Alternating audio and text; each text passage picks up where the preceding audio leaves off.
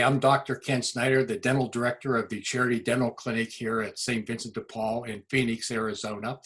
And we are dedicated in our mission to serving those men, women, and children in our community who have no access to dental care whatsoever.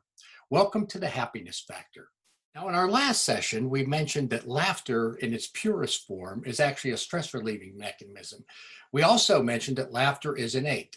It probably predated speech as a form of early communication. It's instinctual. Babies, shortly after they're born, actually laugh. People who are born deaf or blind or both actually laugh. And therefore, laughter is actually not a learned behavior. We are actually hardwired for laughter. Laughter is one of a series of innate born behaviors similar to coughing, sneezing, yawning. Interestingly, another false concept about laughter is that laughter is almost always related to humor. In fact, just the opposite is true.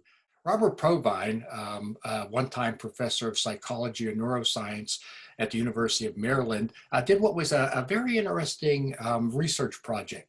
What they did, he and his students, they listened in to over 1,000 conversations in public places, things like the museum or at a park or at a restaurant.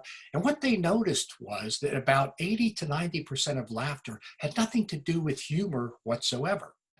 Most of them were just common conversation, things like, hey, see you later. Hey, how's it going?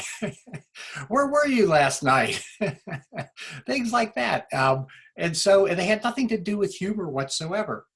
Another thing that's kind of interesting is that we actually laugh, and research has shown this, that we actually laugh 6 times more often when we're in the presence of another person, and 30 times more often when we're in a group situation. So therefore, laughter is kind of a social glue, if you will.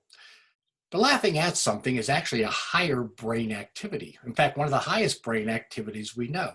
There's a gentleman by the name of Peter Dirks, a neurosurgeon, who at one time did some research at the University of William and Mary. And what he found was that the moment we hear the punchline of a joke, there's about 4/10 of a second that go by before we laugh. And during that 4/10 of a second, there's a negative wave, negative in the sense of electrical, not good or bad, but a negative wave that sweeps the entire cortex of our brain, both right and left hemispheres. And this is highly unusual because most of the body's activities or functions can actually be isolated to one particular section of the brain. But the theory here is that the left brain, the analytical part of our brain, is actually analyzing the cartoon or the verbal part of the joke or whatever, where the right brain, the creative part, is actually finding that connection that makes it funny. And so laughter actually is a full brain activity. Now, people say, all this sounds good. We know it's a stress relieving mechanism. We know it's innate. We know that it's a high brain activity. But is there a way in everyday life that we can actually take advantage of this entity we call laughter? And yes, there is.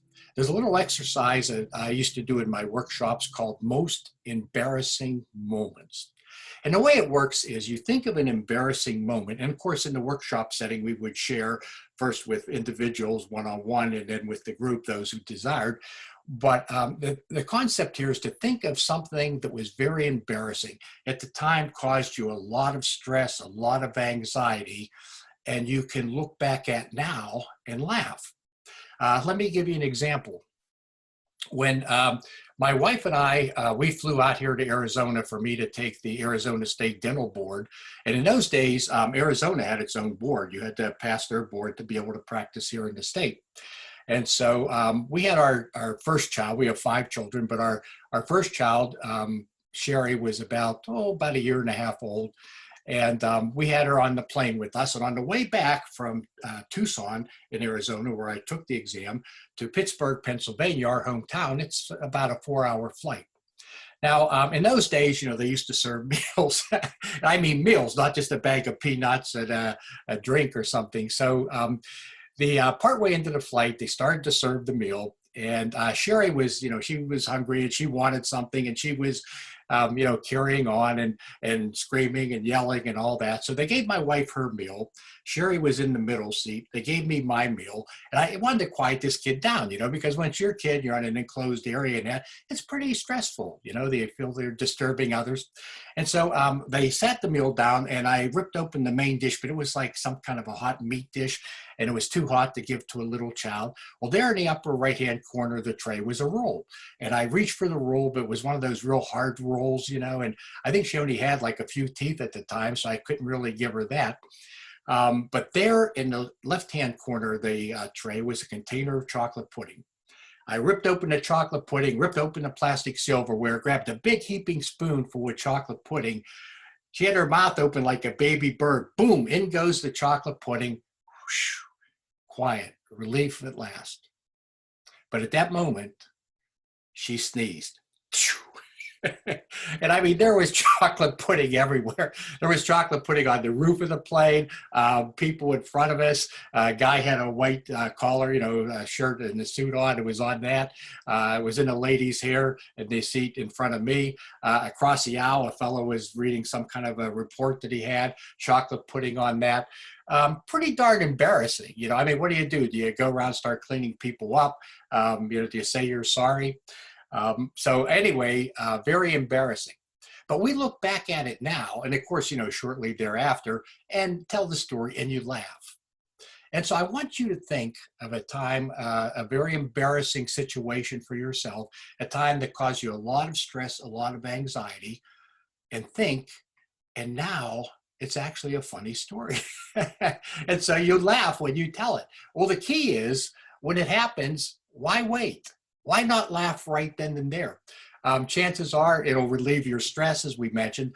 You'll probably find a much more creative solution to the situation at hand. And people you'll find in general, maybe not all, but will laugh along with you. So it'll be a lot less stressful on you, and you'll find a more creative solution. So anyway, one thing I want you to think about before we leave, and that's this: the average child laughs or giggles or chuckles to themselves over 400 times a day. The average child, say 5 or 6 years old, 4 years old, whatever. The average adult, about 10 to 15 times. Wow. In a future podcast, we're going to talk about this, what we call childlike, which I think we all need to be more childlike versus childish. Thank you so much for joining us today on The Happiness Factor. Please tell your friends about us. And if you would like to help support us in our mission at the St. Vincent de Paul Dental Clinic by helping give back the smile to so many of those who really need it, we would love to have you join us. You can go on the link below to the St. Vincent de Paul donation page. You can dedicate your donation to the dental clinic if you so choose to do so. And please mention that you heard about us on The Happiness Factor. Until then, as always, be true to your teeth, and they won't be false to you.